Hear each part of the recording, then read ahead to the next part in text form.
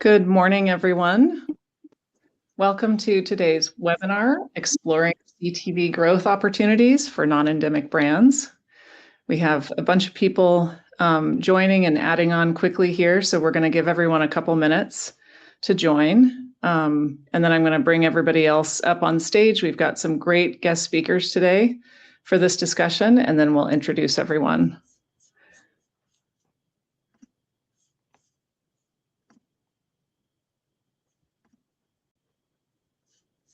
So as you're jumping on, I want to let you know that we've got my colleague, Leslie Amadio. She's managing our community chat today for the webinar. So please feel free to say hello. Let us know where you're tuning in from. If you have any questions or issues along the way, she can jump in and help you there. If you have Q&A during the webinar, we would love to get your questions. I know that some of you submitted questions when you registered, and we are going to do our best to get those answered as well.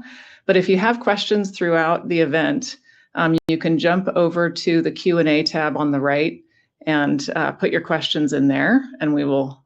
We'd love to have some interaction and pull those up and get live answers in flight as we're doing the webinar. Everyone always asks, is the webinar being recorded? It is, and there will be on-demand access after the event. So everyone who's registered will get a link soon afterwards to be able to rewatch the webinar or reference it or share it. We also have on the right side a Docs tab. There's some related content and value-added information there. If you want to check that out, there's some downloadable items that might answer some additional questions for you. And then always want to invite you to follow us on LinkedIn. And then we also have a weekly newsletter that we send out from Kochava. We have lots of people who have been coming to multiple webinars, which tells us you are really interested in learning. And we love to see that. If you never want to miss a webinar, sign up for our newsletter and you'll get advanced notification of when those are. And then I'd also like to invite you to let us know if you have topics that you'd like us to cover in an upcoming webinar. We've been doing a couple of webinars a month, and they're all over the map in terms of just areas of interest for the industry. So love to get your feedback and hear what else you'd like to see us cover on an upcoming webinar. So I am going to go ahead and move the rest of our folks up to stage, and then we'll go through some introductions.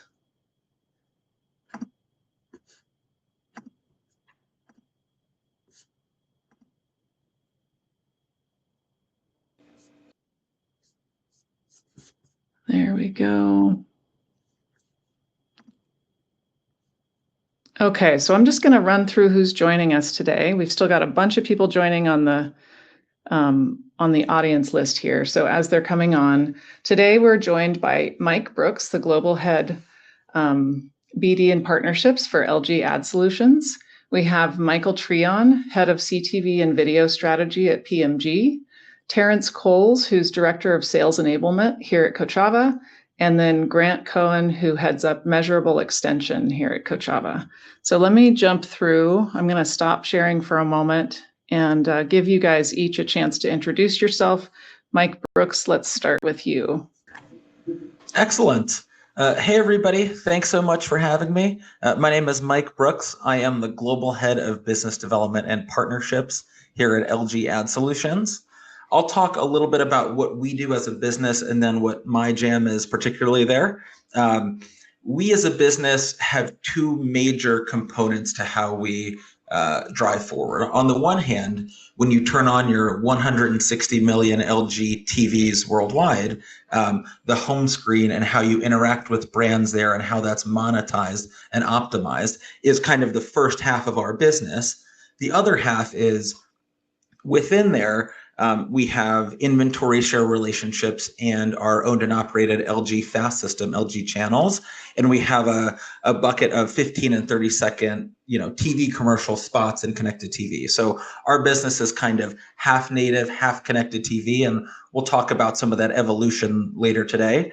My role specifically within the business is to manage our relationship, strategy, and progression against four major verticals: measurement, identity, data, and creative. So that's what LG Ads does, and that's my jam here. And thanks so much for having me, everybody. Awesome. Thank you, Mike. And just for everyone's reference, we're going to refer to Mike as Brooks because we've got two mics and it's going to be complicated. And if you know Mike Brooks, you know that he is totally comfortable going by Brooks, or Brooksy. Brooksy feels a little too casual to me, so I'm going to stick We'll see with how Brooks. the convo goes. It's all good. Yes. Okay. Mike Treon, would you introduce yourself? Sure. Hey, everybody. Mike Treon. I am the head of CTV and video strategy at PMG.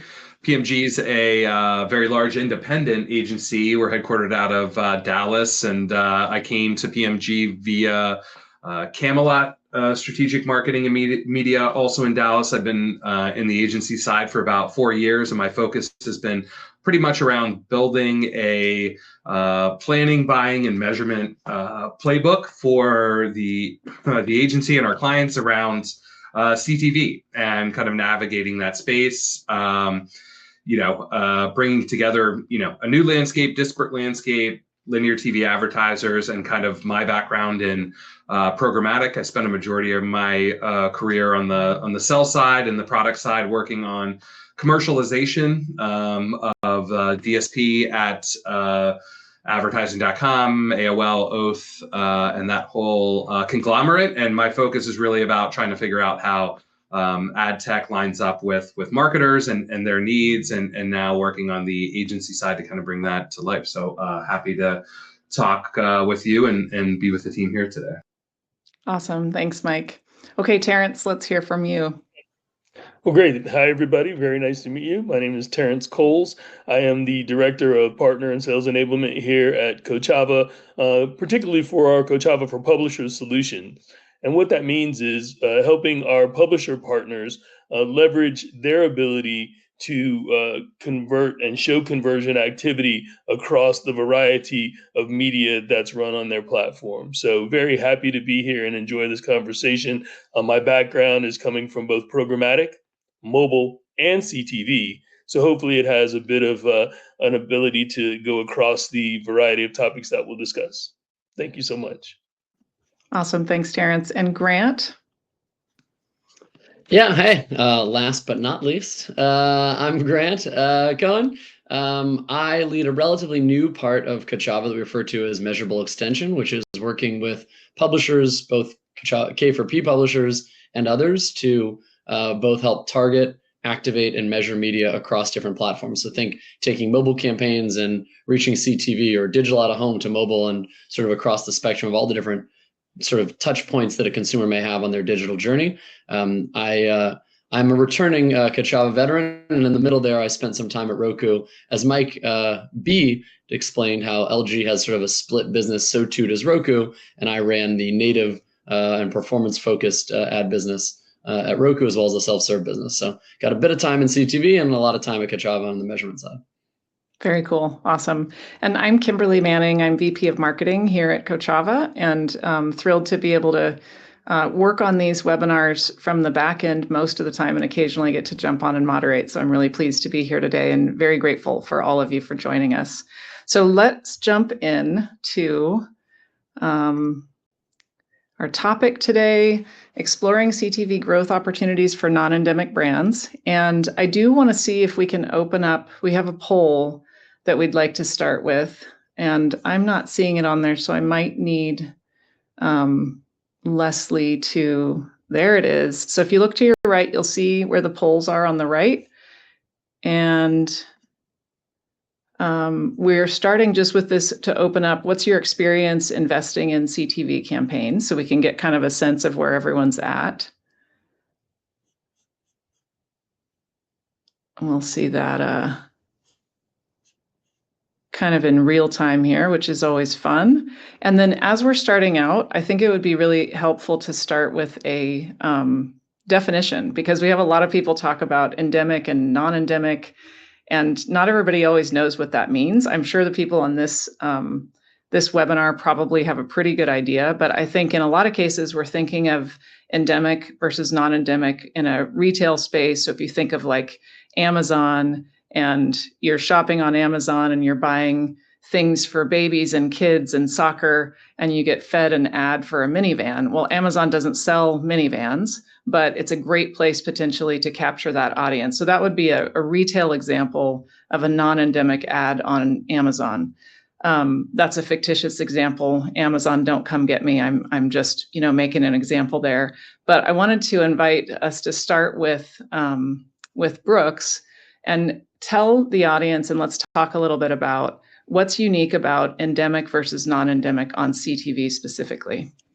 Sure. And I think Amazon is selling a fair amount of cars on Amazon. So I did actually check this morning before I used that example, and they didn't try to feed me. I tried to see if I could go buy a minivan on Amazon, and I could buy all sorts of minivan related things, but I don't know. You could be right though. I wouldn't be surprised if it was happening soon. No, but it is a perfect example. I'll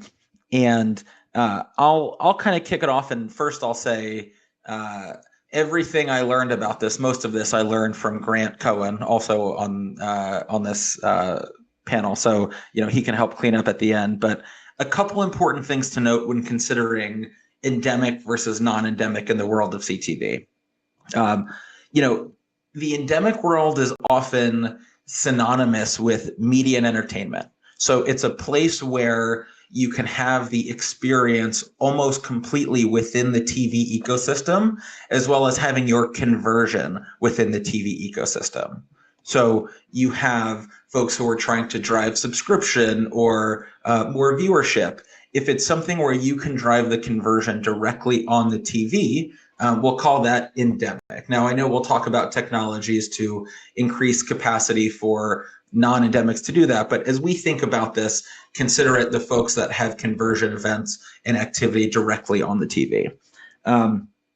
Two things to consider in the world of the OEM and the evolution process. There's like the OEM and then the ads business in parallel. The OEMs historically did not have ads businesses. So when the first conversations come about as to how do we increase monetization, you generally have conservative headquarter groups that are very focused on consumer experience, and that's the right way to be. So the first step every group takes is into this endemic or media and entertainment world. So that OEM is open first to media and entertainment before anything else. I think they generally consider it headquarters endemic to be one group of business. And then separately, as that business progresses and the team realizes, wow, there's real money here, the question comes about hey, could we sell other brands into this? Could this help other non-endemic media and entertainment brands or just other non-endemic brands? And then you see kind of the ads businesses parallel this. So at first, from our native business, it was endemic only. So if you wanted to buy our home screen, you could only do it if you were a media and entertainment endemic advertiser. That changed only 18 months ago. Was our general market partners allowed to advertise on this home screen? So it's about where each OEM is in their evolution process as to how much of the world is endemic versus not. But those are a couple of the things that we look for when we're defining it. Cool. The other thing I would just note is you sort of mentioned, I think is so unique about CTV versus other mediums is how big of a role the OEM or the TV operating system or manufacturer plays in the ad ecosystem. So you think about when you're on your laptop, you don't open your laptop and all of a sudden Safari, when you open your laptop, you don't all of a sudden start seeing ads all over your Mac or your Lenovo or whatever, right? You have to actually go to a website and then you see an ad served by the owner of that website, but the maker of the hardware and the overall platform does not participate in that advertising experience. Same thing on your phone, right? You can go into apps, you can go into Facebook app on your phone, you're going to see ads, but when you just open your phone, the home screen doesn't show you an ad. Apple themselves, other than their App Store search, doesn't own any ad inventory inside of the apps on their platform that aren't their apps.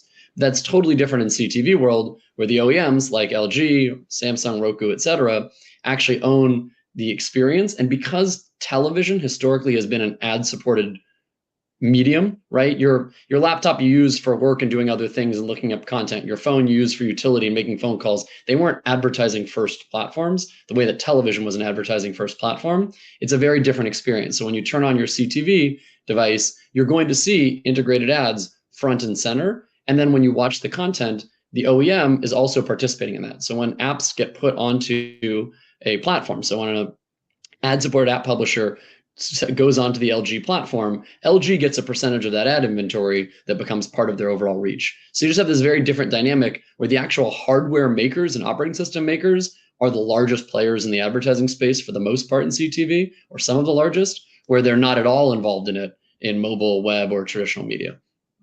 That's a really good point. So we're kind of talking about, specifically how this happens in the CTV realm. And I want to invite Mike Treon, if you have any additional thoughts to what Grant just shared about innovation in that particular channel.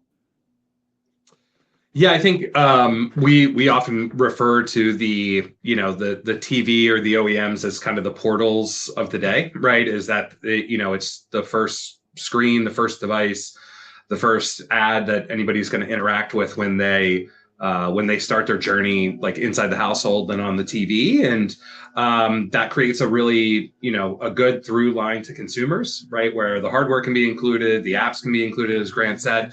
But really, just like anything in innovation, I think that the kind of bottoms up performance, lowest hanging fruit, sometimes that industry often drives the first adoption, right? So it's going to be easier to go to those media and entertainment companies and say, hey, we can get your app on this device and get you more users as a part of media than it is to say, hey, traditional TV advertiser, move everything to these new screens. The same way with mobile gaming drove so much on device because it's kind of that that closed loop self-fulfilling ecosystem, and I think we see a lot of that.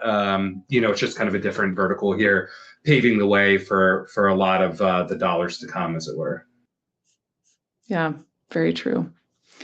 So let's talk a little bit about the way we've looked historically at marketing and measuring marketing on TV and now on CTV. It's really been looked at as more of a brand marketing play, so exposure and that sort of thing. Brooks, can you talk a little bit about how you're seeing CTV leveraged as a performance marketing channel? Yeah, absolutely. What I would say is there's kind of two components here. Is a little bit to Treon's point, it's like the evolution of data and measurement in CTV today is unlocking this new potential for us, which may not have existed just a few years ago. So that's going to be a constant theme for me, is like the data and measurement that enables the performance flywheel within the CTV ecosystem. So, we'll also talk about some innovation on the creative side that we can drive using things like interactive ads, QR codes, dynamic creative optimization. But I would actually love, Jeff, if we could pull up, I had a little bit of a case study because it kind of talks about the evolution. Yeah, this is what happens to your point, Kimberly, of someone comes to us as a TV buyer and a performance buyer. So they're a QSR, quick serve restaurant, fast food company that wants to grow their brand affinity, but they also want to drive people into the stores to make purchases of sandwiches. So they're historically a group that spent a medium amount of money on TV. And that's important because TV and branding teams are very interested in incremental reach. So they want to come to a partner like LG Ads and say, I'm buying a ton of TV. I would love to buy more TV from you. I just don't want to target the people I'm already buying in linear. That's one of the advantages that the OEM world can bring with ACR data, is we can exclude folks who have seen. So using that technology, but also by being unlocked with the ability to measure the foot traffic side as well as brand lift, we're able to take a client that was very brand focused on TV and saw it as a brand mechanism and allowed half of the campaign in their minds to fit into the brand world because we fit we hit their brand objectives, but also by applying this additional layer of performance to allow them to start pivoting their understanding and including us in the performance side. So, this was one where it was someone who had like one half foot in on branding and one half foot in on performance. In the way that we, got through and grew this partnership was by answering for both as they evolved as a client. Cool. You have one more case study here as well. Do you want to go over that one? Yeah, I can share a little bit about that because it's also kind of like the second step to that. Like what happens if someone who comes to us that's super duper performance focused? So this is somebody who says we have a very diverse multi-channel funnel, and we want to measure the global impact that you're having on the business. So we want to talk about, are you driving, in-store foot traffic? Are you driving online purchases? Are you driving applications and appointments? So there were multiple parts of the digital funnel that they came to us and said, we evaluate all of these differently and we, assign points differently, but our goal is to drive folks into this funnel, which exists over here at multiple points. So when someone comes to us with a harder performance goal, this is another good example of TV being able to accomplish some branding, but also multiple different measurable outcomes within a campaign. Historically, in digital, you have to make one thing happen. One of the cool things here is because of the diversity in measurement and some of the things they were able to apply in targeting, we're able to achieve a bunch of what they were trying to do and become a more holistic part of their media plan. So this speaks to us being considered for performance first and not half and half, and the ability for TV to really deliver. Mm-hmm. That's great. You guys all have such interesting perspectives on this topic around brand versus performance measurement. I just want to invite, others of you to step in here. I know, Mike, Treon, you may have some thoughts here as well. Yeah, I think for sure, probably the number one question I get asked right now is, justifying the kind of, down funnel impact of CTV and, what spending in CTV, how it drives lower funnel media to perform. And I think what we're kind of shifting our strategy to be is much more of a full funnel approach to video. And that's kind of one question we'll look to answer, but we're very much looking, as Brooks highlighted, we're very much looking at CTV ad exposure to, both online, web, app, and real world outcomes, credit card sales, in-store visits.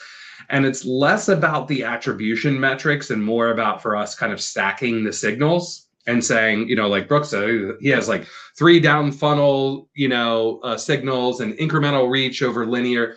All that is going to be valuable in, optimizing a video focused full funnel strategy and looking at, where are we getting incremental? How are we avoiding this overlap of this, complex and fragmented ecosystem? And also, how far are our dollars going to drive impact in store? So we really focus on, kind of gathering all those signals and then really using experimentation and testing to figure out which one of those align to real world outcomes, whether that's an MMM or same store sales or geo-match market. Like, how do we take what signals we do have access to and use it? And then really can, shift this, steer the ship in, small motions based on, hey, we need more incremental reach, or we're really focused on down funnel activities, or, how do we lift these particular aspects of a plan just by, tweaking those signals and following those directions. But it's much more of a kind of multi-outcome game when it comes to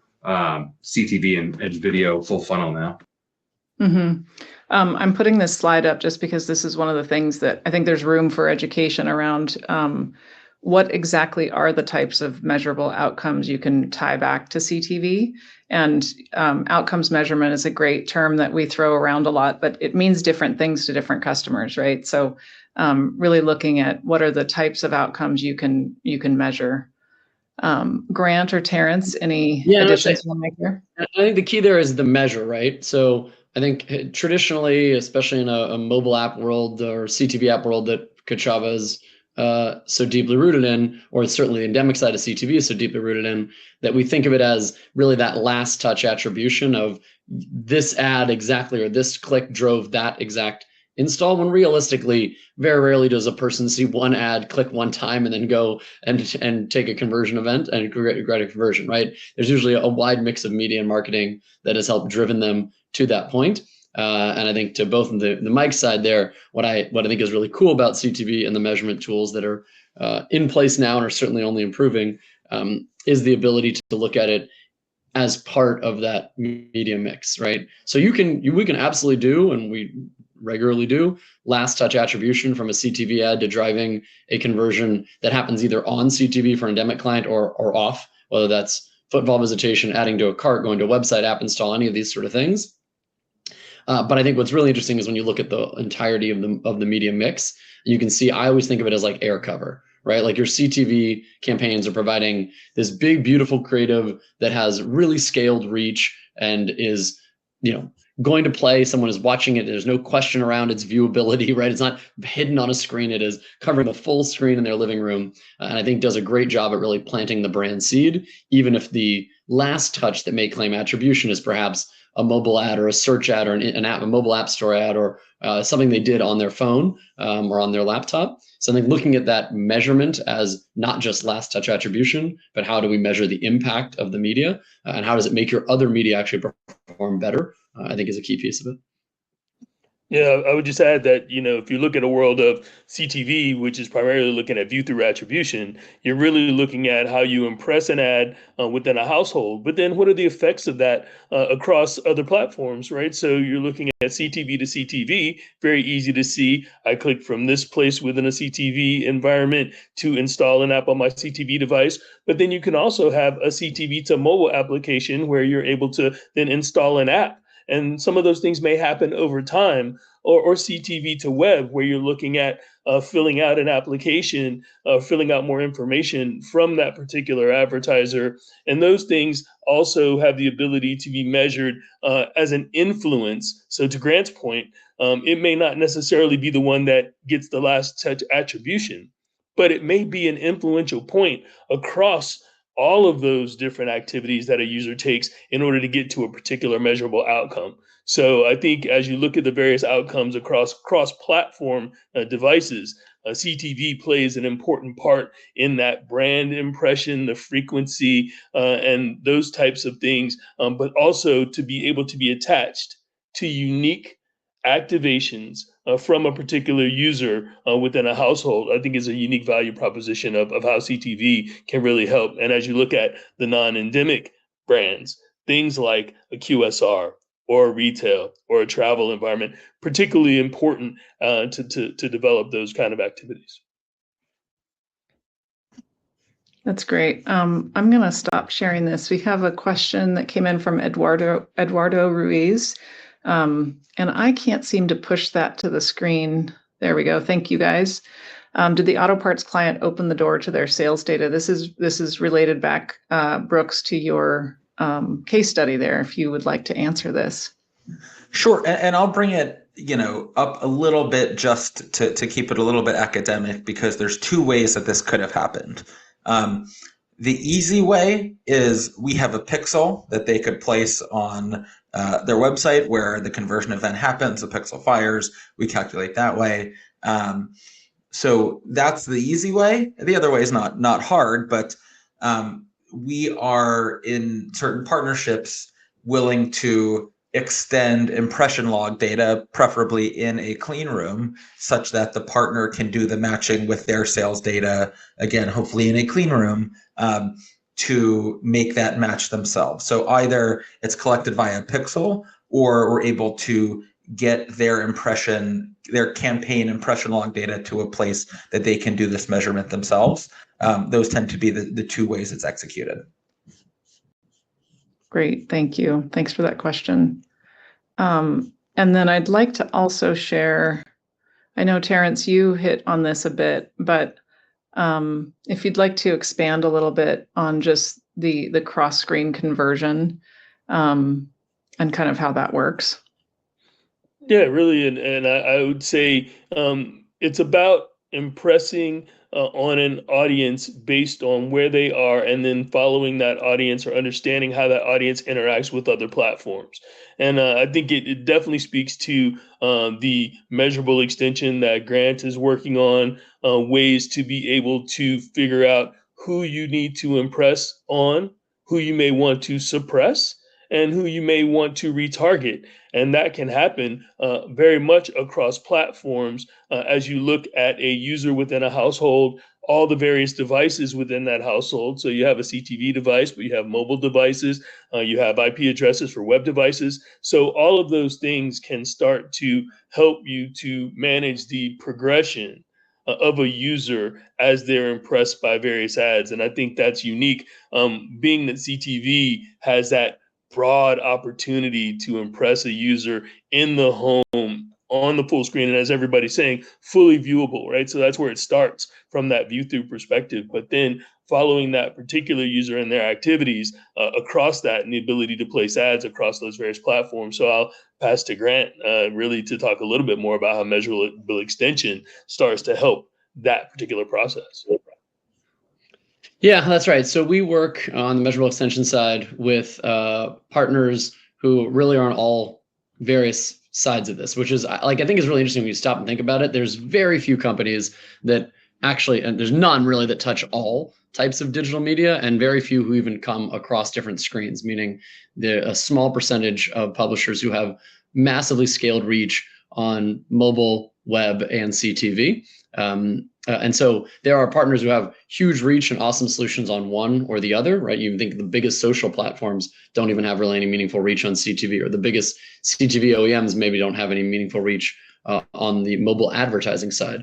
And so for us, it's how do we connect those dots to really do three sort of key things. One is targeting. So how do you take the audience data that performs really well for your business from the platform that makes the most sense for you? So perhaps if you're an e-commerce brand, there's super valuable data on the website that's kind of hard to replicate on the CTV side. How do we take that audience segmentation and use that for retargeting, lookalike modeling, et cetera, that we can then map to the same households on CTV?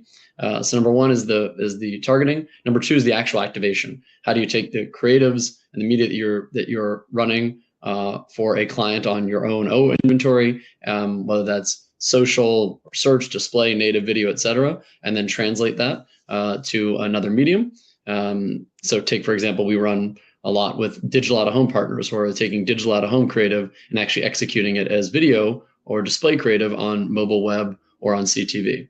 And then measurement. So how do you measure across all these, as we talked about before, to really truly understand not just purely last touch attribution, but the overall value and impact that each of the different components of the media are having on maximizing media performance, and then obviously using all that data to optimize what we're doing. So we provide that as a service for publishing partners. So while it benefits the advertisers who use those publishers, and certainly those who use Kochava's MMP, we are providing that as a service to publishing partners to help them really extend their reach as effectively as possible across different media platforms. That's great. Grant, you also have some experience. You were at Roku for a while, as you mentioned earlier. But as we talk about these, all the different pieces being integrated, you have some experience with action ads on Roku, where it's integrated with the remote. Do you want to talk a little bit about that type of interaction between the different elements? Yeah, sure. So I think there's a bunch of new innovations really happening across OEMs right now on the CTV side that are awesome. And as we talked about a little bit at the beginning of this conversation, the unique thing about CTV is that the OEMs themselves are also for the most case, largest ad inventory owners, which means they have quite a lot of scale across them. And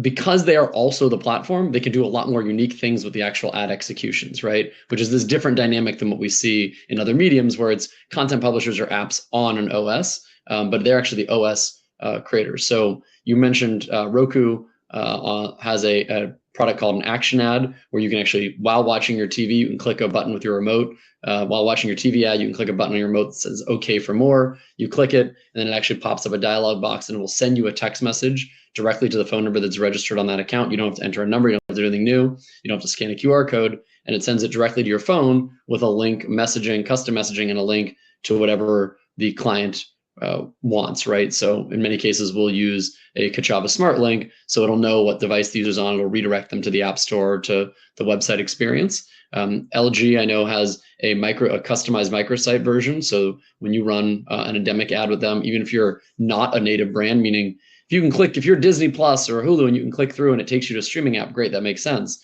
If you are a QSR brand, for example, and you can't, they're going to create a customized experience on the CTV screen for you that will have a QR code that will allow you to then jump to your core website or app or whatever your sort of off-platform conversion funnel is. So I think those sort of ads that make the television not just a lean back, but a lean forward actionable media, both through your physical hardware remote control, and through a lot of them have digital remote controls on the phone. I think is a pretty neat experience. We're really early days in that stuff, like just scratching the surface of it.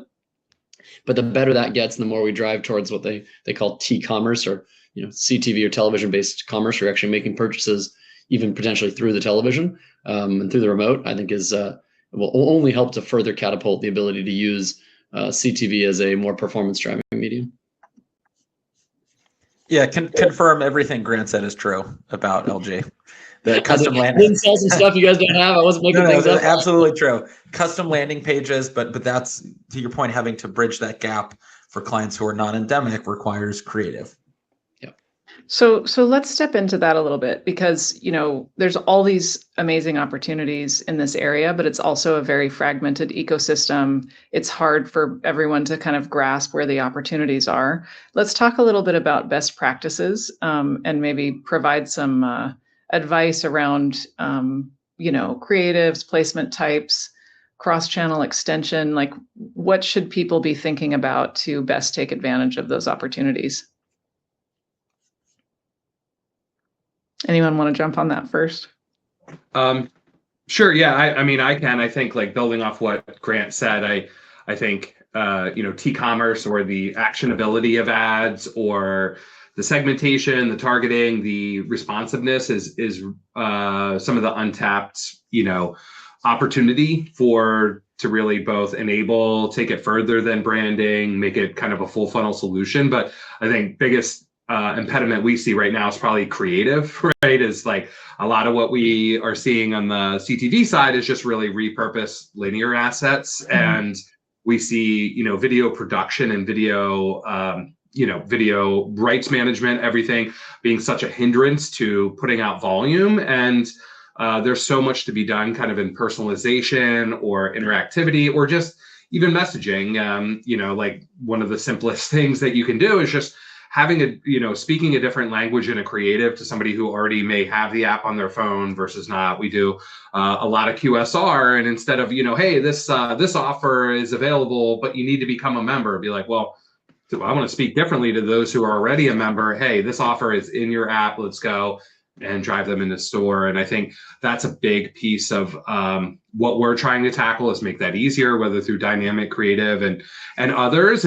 And then the bigger extension of creative is just going to be, like, I think next year we're doing a lot to see how it relates to content that we're running against. And content is so broad in CTV. Again, we have what folks are used to in a linear world with, the top-down Disney's and, Warner Brothers and others. And then there's this huge bottom-up extension that's more akin to kind of programmatic. And that's, the FAST ecosystem, the free ad-supported TV, very fastly, for lack of a better term, growing very fast, but really diversified in what it is, and just highly scaled, 7,000 plus channels, where curation and kind of, one-to-one buying is not really possible. And we need to lean into, like, AI and programmatic. And I think that's where we can start to make a lot more smarter decisions around, pairing creative right with that, picking and choosing our message based on genre or content or the audience. And I see those kind of two worlds coming together, and really going back to that brand versus performance. That's the piece that we want to juggle, is like, let's look at all this content, what makes the best decision at the right time, and how do we kind of shuffle the right message through all of that.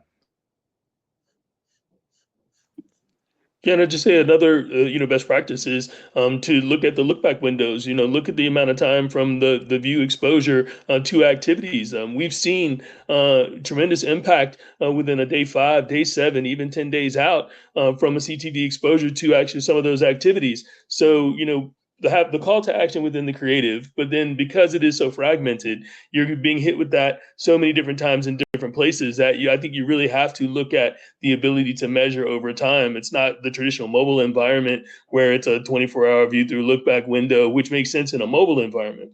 But within a CTV environment, you're much more like linear television, and that kind of exposure may tend to happen over time for different outcomes. So the performative nature can truly be shown from a value perspective as you're able to look at those activities over time. And again, influence conversions, not necessarily just only the last touch that may be attributed, but ways that you can show the value that you're delivering for the QSR brand. You have people who haven't had the app, so you may have an app install, but then you have people who have the app who may have a purchase, or they may join a loyalty program. And all of those things can happen over time. And as you aggregate that, I think that provides a lot of value from this ecosystem back to some non-endemic advertisers that have yet to be leveraged. Yeah, great points, Terrence. One thing I would add to all this is the measurement component. I think one of the biggest challenges with transitioning how a team thinks about TV and CTV is that transition from it's a branding only vehicle to performance can work here too. And if you'll notice something that both of the case studies I shared had in common, they both had multiple measurement partners on the plan. So I don't necessarily want to say that that's best practices, because from an optimization perspective, it's always easy to optimize towards one thing. But if you're in this world where you're trying to get folks within a larger organization to understand the performance power of TV, I would strongly recommend getting creative with the type of measurement you employ. At LG Ads, we have 12 subcategories of measurement. We talked about a lot of them, from foot traffic to app install to, incremental reach to brand lift.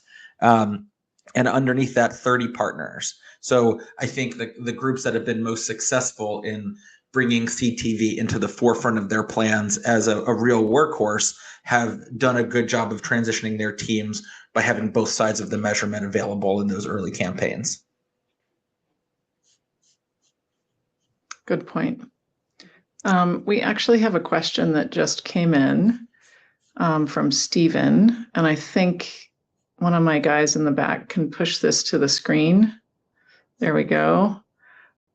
So how should I correctly evaluate a CTV campaign that gets delivered through programmatic PMP on the buyer side? Because most of the time you can gather basic data to evaluate if a campaign went well or not, but VTR is normally above 98% by default, but you cannot treat CTV as a normal OLV. I love the specificity of that. Who would like to tackle this question? I'm happy to jump in to start. So yes, I think because of the nature of CTV video ads, that they are, you person only stops seeing it if they switch the channel or the streaming app or turn off their television. You end up with extremely high completed view rates really across the board. So I do think that thinking about the value of it compared to other media as a completed view is important, because those aren't fake metrics. They just are they're native to how that experience works, and that's a good thing, right? And from a value perspective. But when you're comparing within CTV as to the value of media using completion rates is a tough thing, because they're all going to look pretty darn similar, right? From an experience. So I do think that looking at the impact that it has on your other media and breaking it out by whether it's households or cohorts, sometimes we'll do it by geo basis or day part basis of when you run those other media pieces, when you run your programmatic PMP media, and how that compares to the overall downfall performance that you see, as well as the impact on other media, would be more of the KPIs I would look at as an indicator, rather than just the engagement with that actual ad unit. Thanks, Grant. And thanks, Stephen, for the question. So we have one more poll we'd like to do. This one's asking about the biggest challenge that you faced with CTV advertising. And then we have some questions that came in as folks were registering, which is always really helpful because it gives us some advance notice on what they're interested in hearing about and what we can answer for you. So if you want to jump over to the polls tab there, you can vote on this current poll, give everybody kind of a real-time answer on this question. Kimberly, do we have results from the first one, or do we get all of it as a wrap? We should have results on the first one. I can't share both of them at once, but we can go back and jump into the first one as well. Okay, so here was the first one. So the winning answer was dipping my toe into investing in CTV campaigns. Good to know. But pretty broad spread there. Yeah. And then back to the current poll, biggest challenge you're facing with CTV. So measurements winning as the biggest challenge. That's kind of a backwards. How you think about it. Exactly. That's great. Thank you. Okay, so let's jump into some Q&A that came in during registration. This first one is from Kevin. What's the biggest learning from linear TV that we can apply to CTV to aid growth? Oh, that's a good question. Any takers? I mean, I come from a world of mobile where we never had access to a living room for 30 uninterrupted seconds. So when I was the CMO CRO at WeatherBug, I was buying, linear and CTV, but I was able to get, we spent a lot of money on linear. So it was able to move the brand forward for us as an app. We have done we had done other things since, but I would say that it was not on my media plan as a non-endemic advertiser. And by including linear, that's what opened us up to full screen living room video. Yeah, awesome. It's such a different medium. And as a couple of you touched on earlier, it's such a mistake to prepare creative and try to reach audiences in what you're thinking of with this very limited situation with mobile or other platforms when you have this amazing open-ended, super creative, immersive experience that you can use on TV. Anyone else want to have anything to add on that one? Yeah, I would just say that, the biggest learning is that there's still a lot of value in linear TV. I think it's where we have a different lens and maybe two lenses to evaluate it now in terms of balancing CTV. I think, certainly linear or, right sizing your linear spend doesn't mean, 100% programmatic approach to CTV and vice versa. It's really a balance of the two. And I think there's huge pockets of value in linear, mostly around sports and that impact. But I think what we're doing is replacing a lot of that high frequency, reach that's going against the same audience and really diversifying that into CTV. But going to CTV with a focus on that top down, content and what that content looks like, but bringing the bottom up mindset that, content's really changing in the way we consume it on CTV. I think it's going to be driven a lot by YouTube and social video as well. And that has just as much value with audiences, particularly if it comes with some sort of influencer voice and this. So it's really about, looking at having all that at the table and looking at it top down, bottoms up, and how am I going to create the mix that ultimately focuses on what's driving, growth for the business. Good point. We actually got a live question that came in from Tim Grace that I think is relevant as well, especially given the poll telling us that measurement is the biggest challenge. Would you guys mind putting Tim's question up there? Thank you. How do you measure true performance cross-device and avoid over-attributing? What are the biggest factors you take into account? I can jump on this. I think, again, this goes back to that. We're seeing a much bigger shift from measurement as a single source of attribution to measurement as a kind of portfolio of signals, and then really balancing those signals against their impact to true metrics, whether that's an MMM or sales. And in the middle is experimentation. Okay, so to ascertain the true value of CTV, we may do a geo-match market test, right? If we hold out LA versus New York, what is the impact that we're seeing in New York from CTV? And how do I create that scalar or that proxy to, what that is on the true bottom line? But, given even within the channel, having a true outcome or a true attributed outcome is very, very, very difficult, and ultimately comes down to one metric when we're looking at, multiple metrics. We do a lot in retail, right? And that's you have online conversions, in-store traffic, lifetime value, offline conversions, CRM acquisition, right? All those things that, could be indicators of long-term business success. And we want to see, what's driving them, not what can take credit for them all the time. And I think that's more of the portfolio approach to measurement that we're really taking, is triangulating all of that to get to those business outcomes. Great, thank you. Thanks for that question, Tim, as well. Okay, I'm going to jump back to, we've got about 9 minutes left, and I wish I could give you all buzzers and you could pick, you could choose to answer the question, because we're going to do kind of a speed round here. The current question we've got up is from Peter. What is the expectation on outcomes by media partner when reach is significantly fragmented? I mean, I can jump on this. I'm probably one of the folks who I embrace the fragmentation, right? I think that where CTV is came of age in a world of hedged and walled gardens, and I don't see that changing, is that we've very much focused around embracing that. And I think that very much changes the value proposition for the programmatic ecosystem, and a single DSP is never going to be the source for everywhere we go. And even if you found that source, something's going to change next year with, Amazon or Netflix or where sports rights go. So I think big thing is embrace that fragmentation and kind of build that strategy to measure that reach. We found good success really aligning around the ad server and something like an Innovid to measure reach, rather than relying on the DSP, and bringing that level up is, I'm going to always say I'm not against unification. I'm kind of embracing fragmentation, but I think I expect my media partners to kind of respect that. And,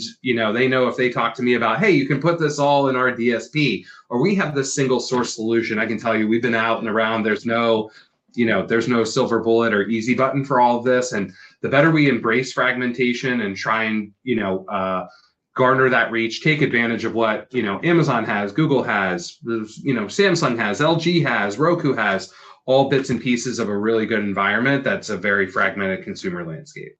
Mike, I love that. What a positive take on that. I don't think I've heard very many people say embrace the fragmentation. So maybe that's our key takeaway here. DSPs don't like to hear that message all the time, but I think we need to be honest about how we approach it and where true value lies.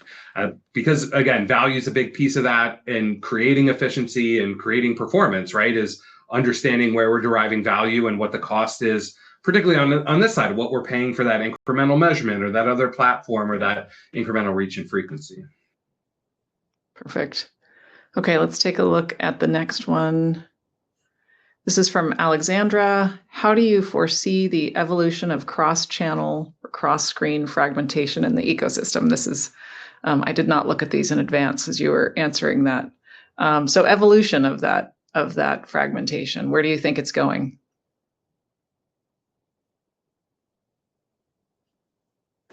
I don't think it's getting any better, for sure. And I think one of the things that we're trying to be conscious of is that it's changing at a pace that's almost quicker than an upfront cycle, right? Is that I think that evolution of how media is bought and sold on, the TV side or an upfront side is, look what happened last year when Prime within the 6-month cycle announced that they're going to launch with 135 million households on an ad-supported channel. Like, that drastically changes where we can reach consumers and what's out there, and we have to be kind of responsive to that. So we don't like to have anything really hardened in stone, and nothing that's not more than kind of a quarter's length in ability to flex and react to whatever's going on out there. So flexibility. Anyone else have any forecasts about how this is going to evolve? Yeah, I totally agree. I don't think it's going to get. I don't think all of a sudden the fragments are all going to come together really quickly. That is sort of the purpose of what we're doing on the measurable extension side, is just to help and say, all right, I'm a media owner who has this specific audience or this specific type of media. How do I sort of work seamlessly with other partners in the space to help extend that reach, to make that a little bit more of a seamless buying experience for a customer as best we can, with the caveat being that I don't believe that there's going to be some massive consolidation and all of a sudden there's just 2 or 3 platforms that have it all. I don't think that's real. Consumers expect more choices and more different ways to consume content and media now than ever before. One thing I would add to that, team, is that I think this is happening at 2 different levels. One is at the OS level between the TV OEMs, and the other is at the content development level. So those are 2 different battles that are happening. The content world is one of folks who are moving from linear over to this direct to consumer model. So they have their own challenges, and it's lukewarm and good, but it's not blistering growth because they're dealing with the linear side. On the other hand, the OEM side is kind of accelerating really fast, and you see with the race to expand WebOS and everyone's competing operating systems, like that is a competition of growth versus right now the content game has to deal with the linear world. So I kind of see them as 2 different races that are happening, but to the point, like that's even fragmentation within CTV. So that's even underneath a subset of the overall world, but within CTV, it's kind of 2 different races. Got it. Okay, next one is from Cola. What options exist for multicultural advertising on CTV? So this is one I would love to jump on too, because we have spent a ton of time and energy investing in research and product around what we've called the LG Ads Inclusive Screen Series, to really investigate and understand how we can provide better product and how generally underrepresented audiences are engaging and being addressed by the media ecosystem. So, we came out with this research a couple weeks ago, and it showed us that 70% of folks, we'll talk about like the Hispanic population for a second, but our research showed that 70% of folks who identify as Hispanic stream content with ads, and they prefer that as their choice of consumption, which is actually around the national average. However, the time of consumption is much greater. So 61% of those folks are watching FAST 2+ hours a week, which is 14% higher than the national average. So we're seeing a group of folks who have extraordinary purchasing power and who are generally underrepresented by this data and measurement combination that we talked about driving this flywheel. One of the things that we've done is engage with partnerships like Western Union Retail Media Network, for example, folks who have data that can compound what we have. We have information on who's watching Spanish language content, and we have information on content as well as where the TV language is set up. But we're working with partners to expand the ability to reach that very important and generally underrepresented and hard to reach audience. So we found success with that, but we've had to put a lot of work there because the underrepresented groups are really underrepresented when it comes to data and measurement. Thank you. That's great. Okay, we've got just a little bit more time here. Here's one from Ross. How successful are non-endemic ads in and around the gaming space? Is the primary target mobile in this case?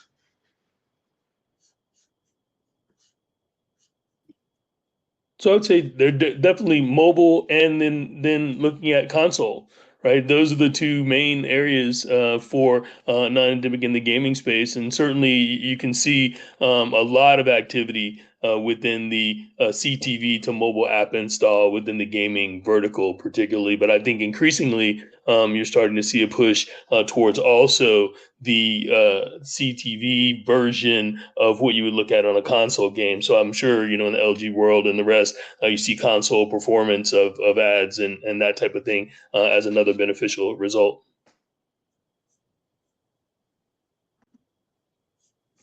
Very cool. We have 22 seconds left, you guys. We hit almost all the questions that came in. Thank you all so much for sending your questions in. And if your question didn't get answered, we'd still love a chance to do that. So please reach out. You will have access to the recording from today's webinar. I just want to really thank all of our guests today. We really appreciate you have great perspectives and diverse perspectives on this. And thank you for spending the time with us to talk to everyone about CTV and non-endemic advertising today. Thanks for having us. Thanks for having us. Thank you. Thanks, everybody. See you next time. Bye, friends.